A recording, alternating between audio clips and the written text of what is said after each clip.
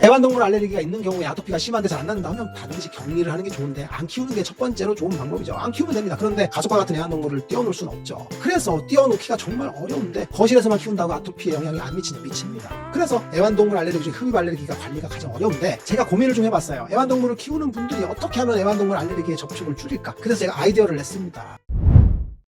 안녕하세요, 묘한의사입니다. 아토피 피부염은 정말 괴로운 질환입니다. 관리도 어렵고 치료도 어렵고, 그리고 치료를 하더라도 오래 걸리는 질환이죠. 그리고 아토피 피부염 자체를 이해하기도 힘듭니다. 도대체 아토피가 뭔지를 모르는 경우들이 많이 존재하죠. 그래서 제가 아토피를 치료할 때는 환자분이나 보호자분들에게 굉장히 긴 설명을 해주고 아토피에 대한 이해를 도우려고 합니다. 그래서 제 유튜브 영상에도 아토피에 대한 내용이 정말 많습니다. 내용도 어렵고 복잡하고 계속 똑같은 얘기를 하는 이유가 뭐냐면, 아토피는 이 내용을 알고 치료를 해야지 되는 거죠. 아토피는 막연하게 모르고 치료하면 관리를 잘하기가 어렵습니다. 왜? 알레르기 자체를 이해하는 게 어렵기 때문입니다.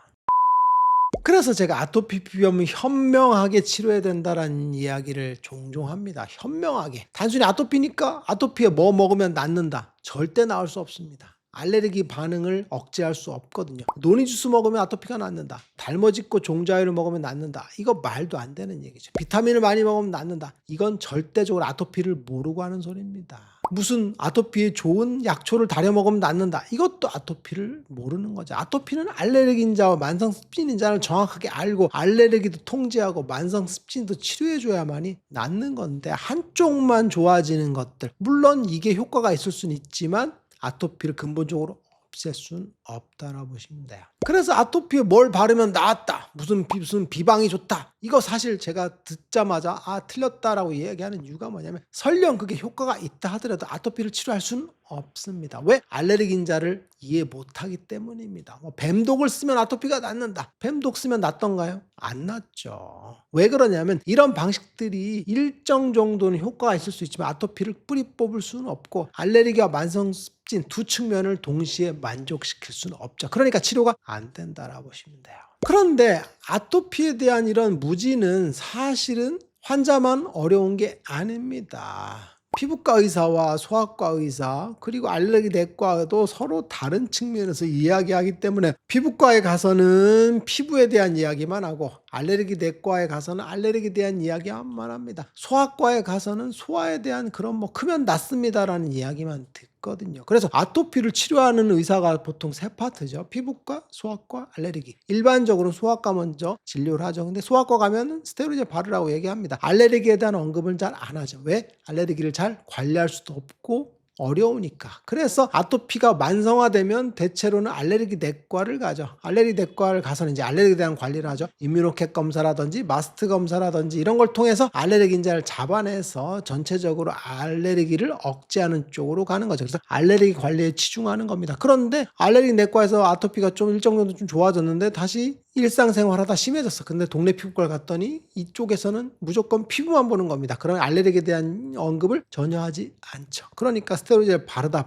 다시 만성적인 아토피 상태로 진행되는 경우들이 많죠. 이쪽으로 가서 좋아질 듯한데 저쪽으로 가서 또 악화되고 왔다 갔다 하는 거죠. 원칙이 없는 치료와 관리를 하는 경우들이 많습니다. 그래서 아토피 피부염을 정복하려면 알레르기에 대한 관리, 그리고 만성습진에 대한 관리, 아토피의 알레르기를 억제하는 치료, 그리고 만성습진을 억제하는 치료, 그리고 세균 감염에 대한 관리, 그리고 아토피의 좋은 생활관리, 그리고 무엇보다 아토피의 피부 장벽을 보호할 수 있는 생활관리, 피부 관리가 종합적으로 이어지는 거죠. 그래서 아토피는 한 측면만 관리해서는 나을 수 없습니다. 정말 여러 가지 다면적인 요소, 육각형에 해당되는 관리를 다 해줘야만 아토피는 정복되는 거죠. 그래서 부모님도 아토피에 대해서 정확하게 알고 관리를 해줘야 되는 거다라고 보시면 돼요.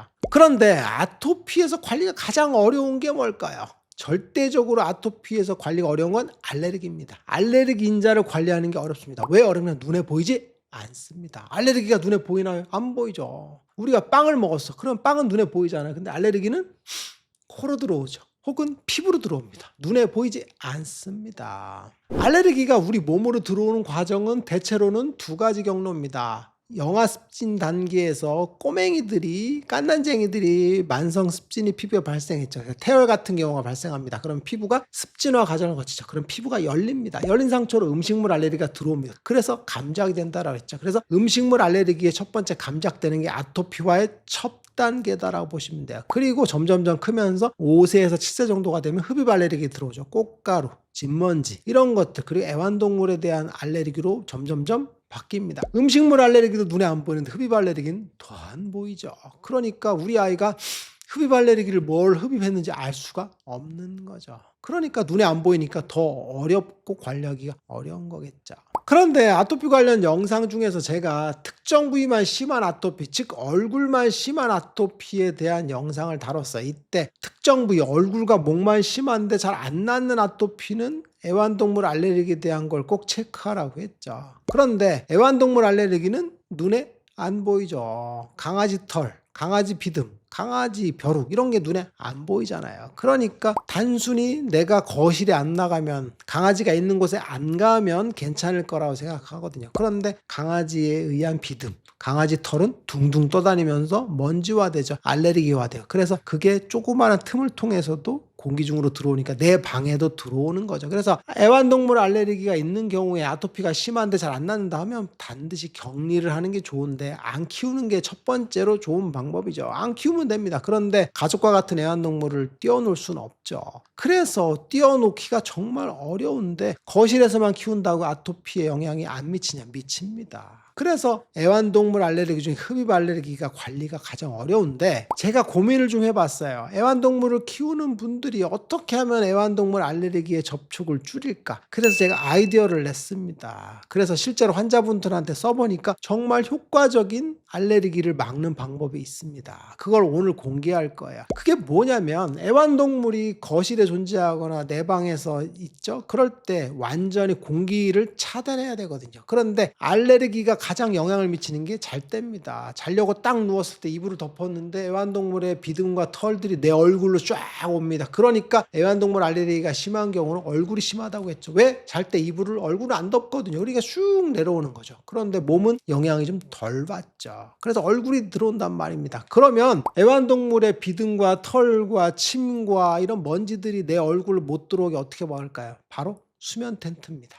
1인용 수면 텐트를 이용을 해서 자는 동안만이라도 그 텐트 안에서 자는 겁니다. 그러면 내 집이 애완동물 먼지로 먼지구덩이가 됐다 하더라도 내가 그 안에 쏙 들어가면 영향이 덜하겠죠. 그런데 겨울철에 수면 텐트를 쓰는 분들이 존재하죠. 집이 추운 경우에 수면 텐트에서 자는 경우들이 많죠. 그리고 암막 기능도 있으니까 조용하게 잘 때 굉장히 좋은 공간이거든요. 그래서 단점보다는 장점이 많은 게 수면 텐트입니다. 습도도 유지되거든요. 그래서 애완동물 키우는데 애완동물 알레르기가 있어. 그런데 애완동물을 피할 수가 없는 세 가지 조건을 만족시키는 경우에 1인용 수면 텐트를 장만을 해서 자는 동안에 그 안에서 주무시고, 잠을 잔 후에는 말아서 구석에 딱 놓고 접촉이 안 되게 잘 때만 또 폈다가, 그래서 수면 텐트를 검색해보니까 원터치용 수면 텐트가 존재해요. 툭 치면 쫙 펴지고 수면을 끝난 다음에 싹 접으면 되는 간편한 기능으로 된 경우가 있죠. 이걸 이용해서 그 안에서 잠을 자고, 그리고 아침에는 정리해 놓는 게 중요할 것 같아요. 그러면 애완동물에 대한 알레르기에 대한 요인을 최소한 차단할 수가 있다라고 보시면 돼요.